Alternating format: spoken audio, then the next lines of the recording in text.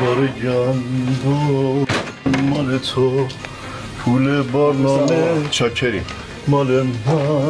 بله من یه کامیونتی دارم، اگه بار هست اروپا میبرم چون من هم لسنینگم خوبه هم اسیکینگم. چه اینجا وایسادی؟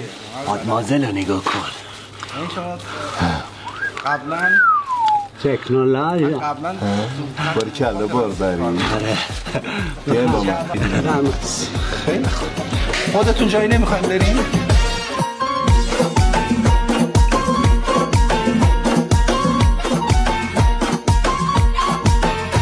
ماشین خوشگلی دارم، خوش آب و گلی دارم، خانوم نده منو آزارم، بار نمیدی به من. نه که نمیدم. میگه کونه شده گارم، خراب میشه با تو بارم، حساب بدهی زیاد دارم، بار نمیدی به من. نه که نمیدم. من میگه سهمی سوخ ندارم، واسه گازویل آزاد پول ندارم. بگو چطوری آرومش کنم من. نصف قیمت کی میره جاده. خانوم من کمیسیونتون که کم نمیشه، دوریم از زن و بچه ما همیشه. خانو فکر میکنه خیلی ننازه، واسه ما ولی اسکانیا کراشه. یه روز گاراژی واسه بارش، یه چند روز واسه بار خوابش، باز ما میکنیم سازش، بار نمیدی به من. نه که نمیدم. کش جاده دست اندازش، روغن لاستیک و اطفالش، شدم پنچر ای خارش، بار نمیدی به من. نه خیر. بار نمیده به من. بار نمیده، بار نمیده، بار نمیده به من. نه که نمیدم. چرا نمیدی؟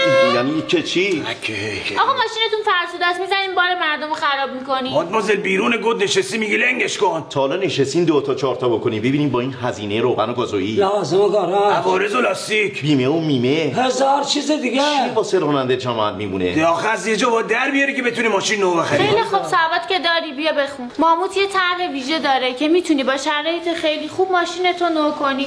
اون وقت هم خودت خیالت تو جاده راحته، همون کسی که تو خونه چشم انتظارته خیالش راحته که سالم برمیگردی. سالم برگردی آقای فرجشه. چی میگی؟ هیچ. اون وقت هم بار خوب بهتون میدم هم کرایه خوب. حالا دیگه بفرمایید. شما در نکنید. از شما در این باره بود نصف قیمت، بار نمیدی به من.